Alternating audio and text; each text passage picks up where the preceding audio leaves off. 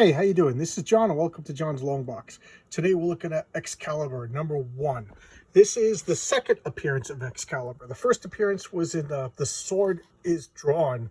That was a special, and I think they were trying out to see if it would be popular. And it sold like gangbusters, and lo and behold, it became. This is the first issue in a 125 issue run. It lasted from 1988. I thought the date was here.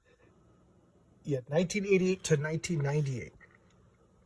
And okay, what's going on? The X-Men were presumed dead. The Mutant Marauders story crossover went, and the world at large, including Nightcrawler and Shadowcat, think that all the X-Men are dead. This is like the X-Men are hanging out in Australia with what's the name of that character's name? I forget. But so that's what's going on. So they moved to England and they joined up with Captain Britain, a character that I've always loved, and Rachel Summers, who uses the name Phoenix. Who is Rachel Summers? She is like the child of Jean Grey and Scott Summers from like an alternate dystopian future. I think the same one where Cable comes from. There's like, I don't know, so many Summers kids and stuff like that. That to me, all this multiverse stuff just dilutes the characters, but what do I know? And this is Megan. She's like a shape-changing empath. If I remember correctly, she's like a fairy or something like that. That she's in love with Brian Braddock, Captain Britain, and that's their team. Okay, so there you go. This is the founding members of Excalibur. Let's look at the indicia before we go on. Yes, 1988. Okay, so this is the opening page, The Warriors of London. And this is Chris Claremont, writer. And remember, Chris Claremont's been writing the X-Men since 1976 at this point. Alan Davis and Paul Neary. I love this team. Oh my God, what a great team of artists. Tom Ornstein, I can never say his name. He's one of my favorite letterers. Glynis Oliver, a competent colorist. Andrew Senti and Terry Cavanaugh, editors. Tom DeFalco, editor-in-chief. I remember I said that the Tom DeFalco years were kind of like a low point in Marvel, but that doesn't mean everything was bad. Excalibur was good. It took me a long time to get used to Excalibur. Let's put it that way. I quit this comic many times and then went and bought the back issues and then bought it monthly and then quit it again because I couldn't get used to this kind of stuff. They kind of went with like a more British, because Chris Claremont and I forget who else created Captain Britain, and then they had like a British comic book series, and I think like Alan Davis, Paul Neary, and even Alan Moore like wrote it, and he's a lot like Doctor Who with like, instead of traveling through time, it's like other dimensions and stuff like that, and very silly, and I don't know, it just has like British sensibilities is the only way to describe it, and I couldn't get used to it, so I was like, I quit. I rage quit this so many times and always went back to it. So yes, I collected it, didn't collect it, collected it, didn't collect it. And this is the crazy gang, and I forget the name of this. Oh, Tweedledope.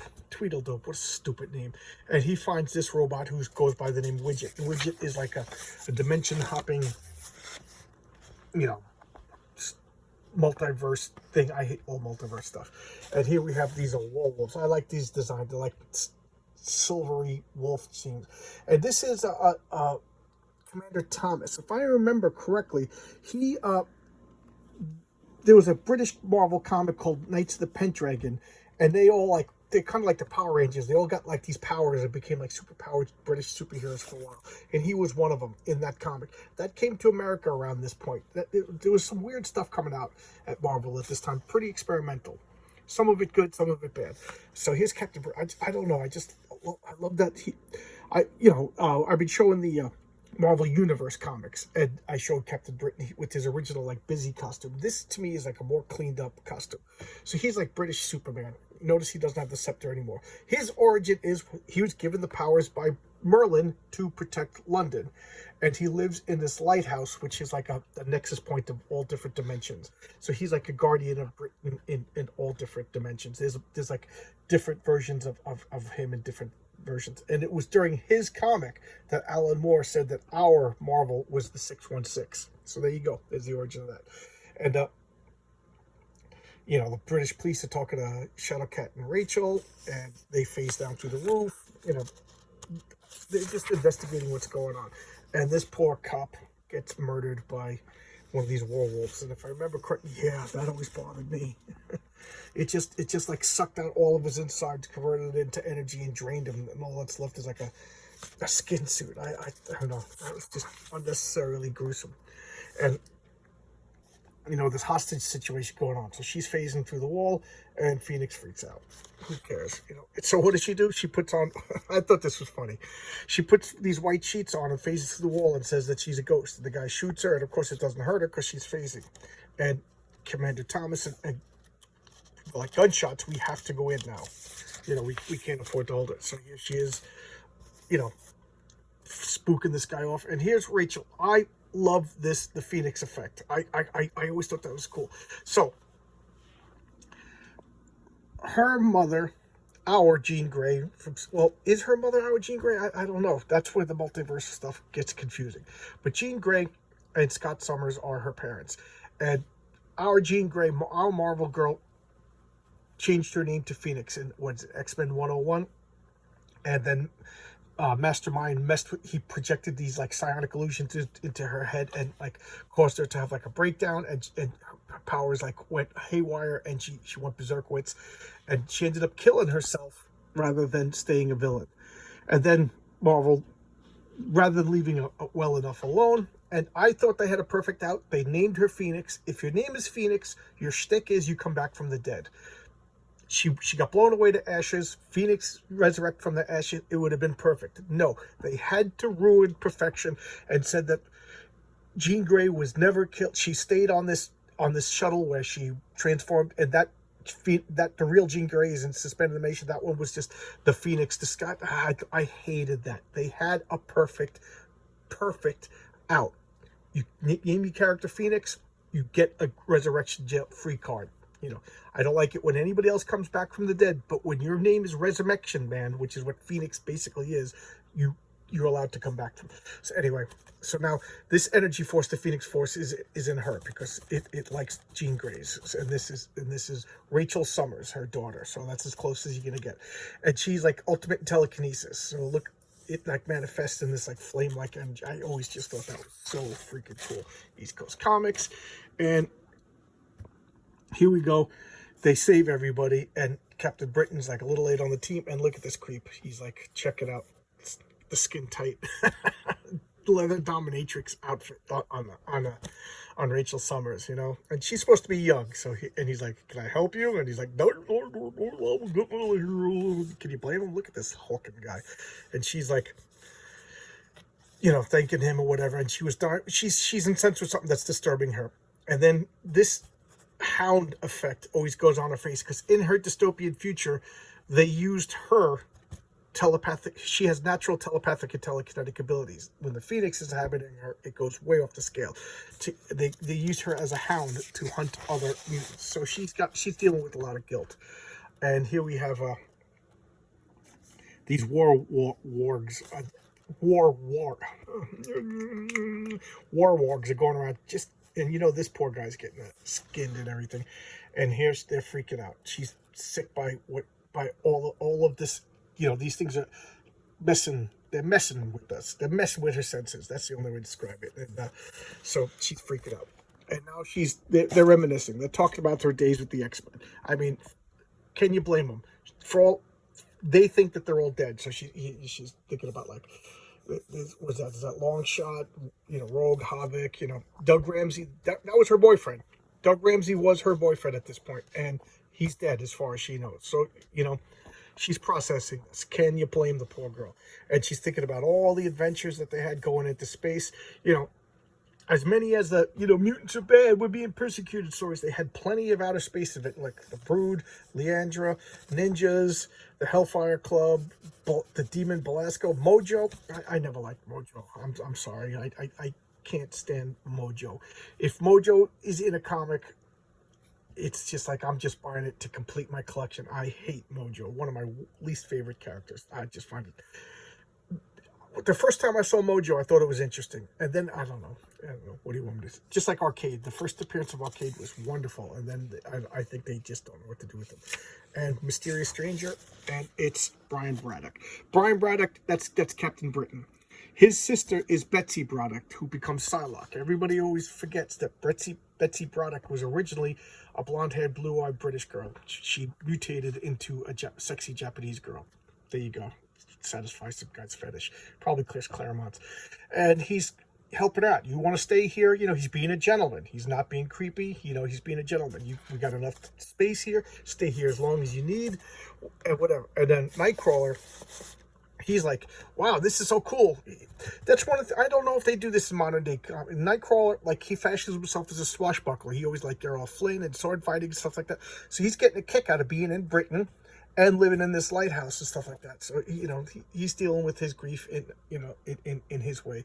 And Megan, she's got a lot of, like, vaguely undefined powers, but we all know she could fly. She could shape change. She's an empath, and she can't control her empathetic ability, so she changes her body based on the emotions of the people around her.